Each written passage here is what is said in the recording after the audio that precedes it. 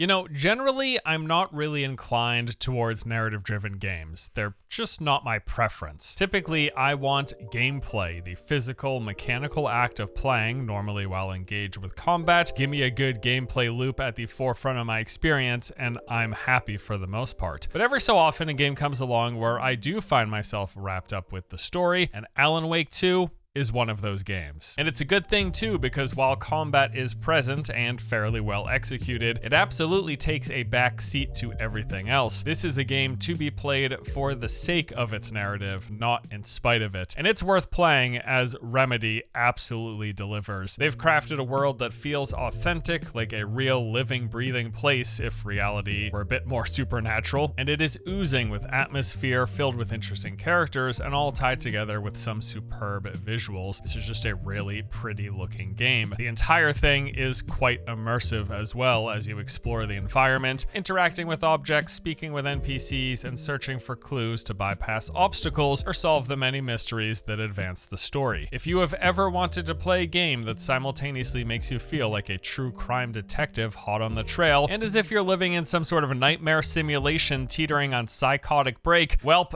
Alan Wake 2 has absolutely got you covered here. Structurally, the game is broken up into two main categories, or rather, two main characters, as you take turns alternating control between the game's namesake, Alan Wake, and the newly introduced Saga Anderson. But these aren't just two different story perspectives for you to manually experience and play through. No, they almost act as entirely different games as well. Starting with Saga Anderson. She's an FBI agent who is sent to some small backwoods town to solve the case of a mysterious, gruesome killing. This takes you through several key locations throughout rural Washington, a national park at the foot of a lake, a tiny town full of shops, diners, and municipal buildings, and a fishing village on the outskirts of a local theme park. Each of these areas fully realized and densely packed with things for you to see and discover, all of which are tied into the mystery that you are there to solve. And when I say dense, I mean dense. You can, and I have, spent several hours in a single location. Adding to that are the fact that there are numerous Metroidvania-like elements, as in you'll discover tools and other things that let you bypass obstacles later on as you revisit those past levels. You'll be coming to and from several key locations as you continue to unravel the mystery. Now, while playing as Saga, you have got access to numerous systems and mechanics that really lean into her occupation. For example, while you are exploring each of these handcrafted locations, speaking with the locals and poking around the environment for clues, you will slowly start putting the pieces together for whatever part of the mystery you happen to be solving at the time. So you could be strolling down the street and you might walk by a flyer that reveals some key details for an upcoming event. You could spark up a conversation with a townie who would then lead you to the location of a key that you were searching for. Maybe poking around in an office, you might find scribbled onto some notepad the code to a safe which has valuable information and items inside. Or checking up on a computer, you could pull up some emails that reveal a relevant relationship between characters that you were previously unaware of. While playing Saga, the environment around you is just littered with all sorts of clues revealing the answers to mysteries and puzzles, and you piece all of this together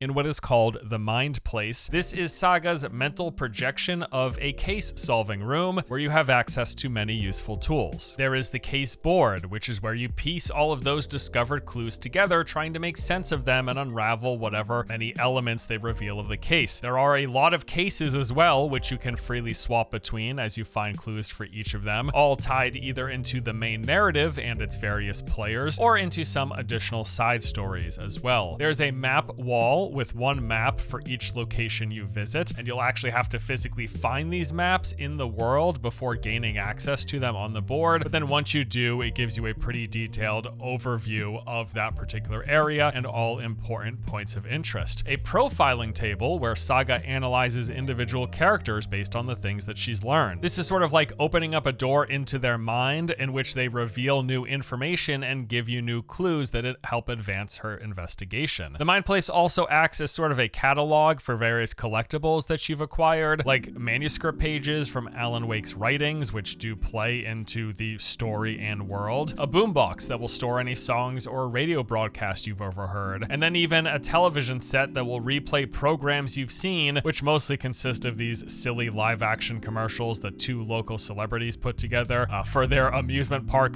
/ coffee bean roasting operation. Quite the joint thing they got going there. But yeah, the Mind Place, as it's called, or basically your mentally projected case room. This is where you do all of the true detective work after you've scrounged up all of the pieces and clues when you're just going around exploring each of the places. But beyond having case clues, the world is also full of tons of other things, items, puzzles, characters, and of course enemies. So let's go through some of that. There are a variety of puzzle types, all of which either task you with finding a key, figuring out a code, or solving some sort of a riddle. Now there are puzzles to unlock weapon cases. You start off with a pistol, but you will find other more powerful weapons as you progress. There's also ones for charms, which you get by solving these children's riddles. You have to read the riddle and then place these little figurines that you find on corresponding pictures that match up and make the most sense for whatever the story is the riddle tells. These charms that you get as a result provide some pretty strong buffs, doing things like increasing your health, allowing you to more easily stagger enemies, or granting more resources while you are looting. There's also lunch boxes. This is actually the main form of power progression for Saga. You will find lunch boxes in the world, and they give you a resource which is used for upgrading your weapons. These boxes are normally off the beaten path, but will be marked with these little colorful objects placed in the world nearby, and then you can spend this resource at an upgrade station in the Mind Place, which gives you some nice passive perks for each of the game's weapon types. You'll also find safe rooms that have inside storage containers. This basically acts just like a storage outside of your main inventory, and then this also allows for quick and manual saves. I did find it a bit funny that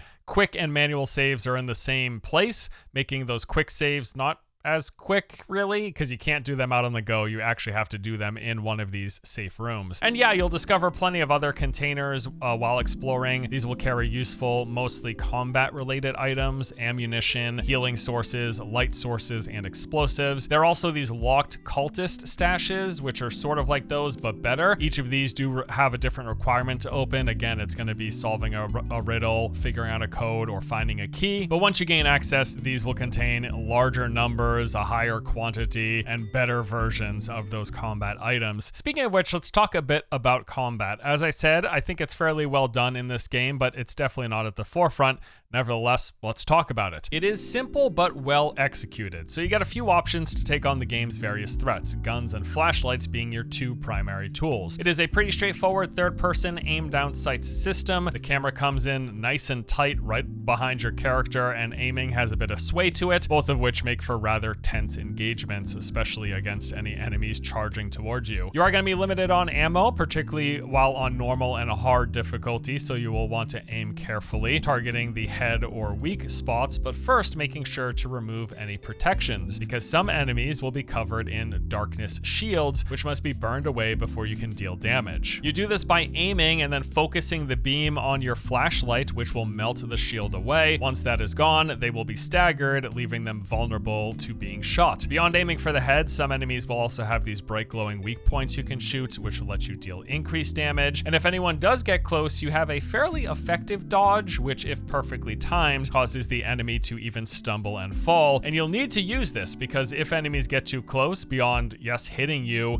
they can also follow up with a grapple, then repeatedly striking you, dealing a ton of damage. You don't want this to happen, but again, the dodge can pretty much be spammed with a slight animation delay in between, and it's effective most of the time. So you aim your light to focus and melt down shields and or stagger. You fire away with your pistol, shotgun, rifle, or crossbow, and if they get too close, you better dodge or else. Other combat-related tools include throwables like explosives and flares. You also have healing items, various sorts of these that will heal different amounts with longer animation times. And you've got 8 quick slots which you can bind any of these various various things too: the weapons, the throwables, and the healing items. In terms of who you will be fighting, well, there are a mix of enemy types. Specifically, while playing as Saga, you will come across various Taken, which are cult members and town members who have a touch of the supernatural. Each of these require different strategies for you to take on in combat. You've got cultists who wear these deer masks. If you shoot them away, it makes them more vulnerable to headshots. The slashers, who will charge at you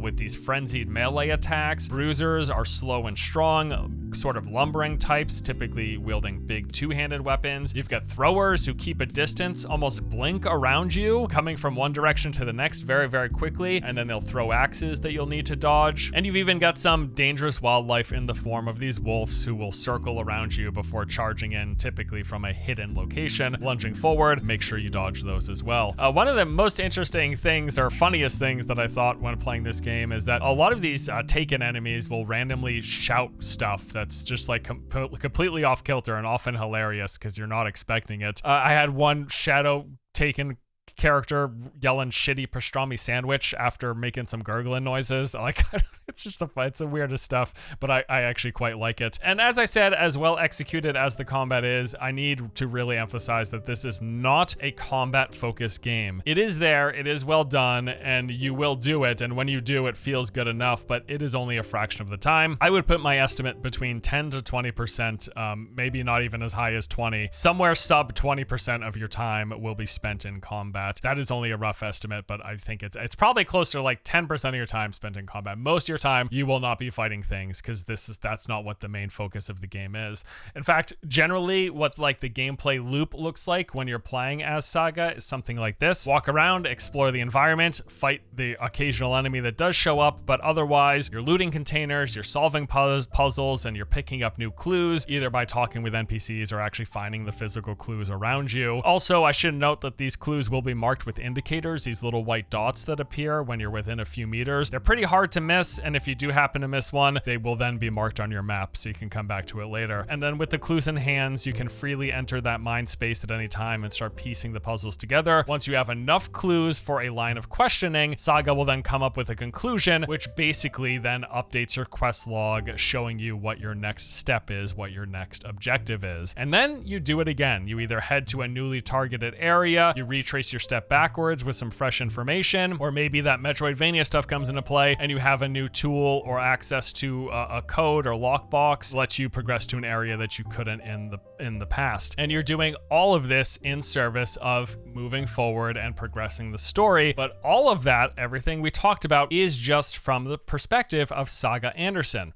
On top of that, there is Alan Wake. Now, while the moment-to-moment gameplay and movement around the world, while that is the same between the two, playing as Alan also has you engaging with entirely new and different systems and mechanics. For one, while Saga is tracking down clues in rural Washington, Alan is exploring what is called the Dark Place, this dreamlike alternate reality version of New York City, blending the actual place as Alan knows it with stories that he's written about it, and with this comes its own set of features. So you've got this thing called the angel lamp. You basically will pull light from specific sources and then it puts it into the lamp that you carry on your hip, adding a charge to it. And then you can take that light, move to another location, and put it in there. Now, what this actually means in actuality is you're transferring light from one location to the other, and it opens up new paths. An area will be blocked. You find a light source, pull the light into your angel lamp, bring it over here, put it somewhere else, and all of a sudden the path is open. And there is a lot of these blocked paths that need to be opened up with the angel lamp. There's also, for enemies, shadows instead of Taken. So these are ghostly figures that wander around in the dark place. You can actually avoid them.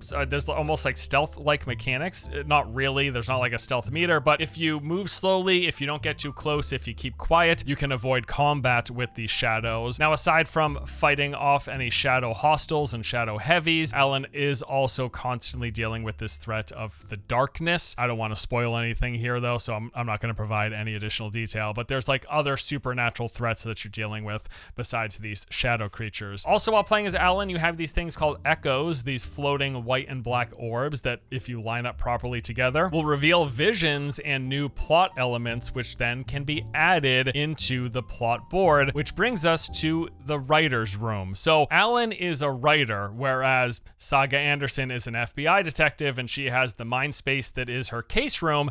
Alan has a writer's room, and in the writer's room you are in control, because a big part of this story and how it all plays out is that the things that Alan is writing about impact the world. So with this plot board, there will be a lot of key moments while you're playing through the story as Alan, where they basically give you like a choose your own adventure choice. You can pick and choose what comes next, and how you write out the plot will then physically change what happens within the world. It materializes before you. So you might stumble across a room, and then at which point, depending on the various plot points that you have revealed, you get to choose what happens. Maybe you decide it's the location of some mystical cult ritual, or the scene of some human crime, someone attacked another person or set a fire or whatever, or it could be the meeting place for a secret society where new information is revealed. Again, it's sort of like a choose your own adventure thing. You have got the option of how you want the world to form based on the story that you're writing. Also, for Alan, he has got words of power instead of these basic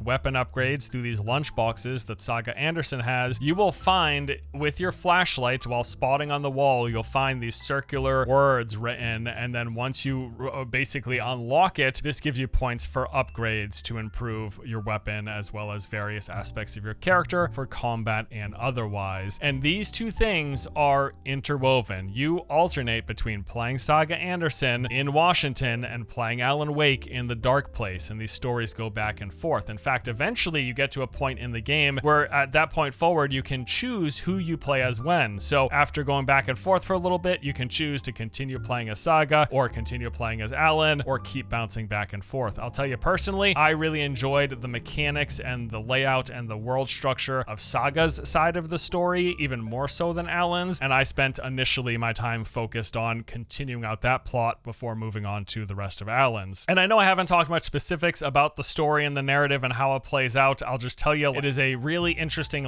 blending of reality with storytelling. What is real? What is fiction? What is Alan's writing? What is actually happening in the real world? Alan, as he writes his story, plays out these events. This changes and impacts the world, and not only does that impact Alan in the Dark Place, but it also weaves its way into the reality of Saga Anderson, as well as the story of Saga Anderson. Change the story, change reality, the Dark Place, the scratch, the clicker, all sorts of things, which will make a whole lot more sense when you actually go through and play the game. But like I said at the very beginning, I typically am not inclined to enjoy story-driven games. In most cases, when I'm playing a game, I find the cutscenes and character dialogue tedious and something that I want to skip to get back into the action, to get back into playing. But my experience with Alan Wake 2 has been the exact opposite. I think they've done such a great job of building out this world and creating an entertaining story that it's actually the combat portions, the combat sequences, that I find myself trying to rush through to get back to unraveling the mystery and advancing the narrative. It's sort of been like finding a new TV series that you didn't know about and you just want to binge watch to find out what's happened next and get to the conclusion. This is a very rare occurrence for me in gaming,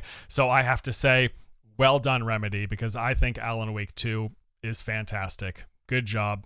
I really enjoy this game and I highly recommend it if you've liked at all anything that you've heard about it here in this video. That's going to do it for me today. Appreciate you guys. Hope you enjoyed watching it. And yeah, I'll see you in the next one. Take it easy.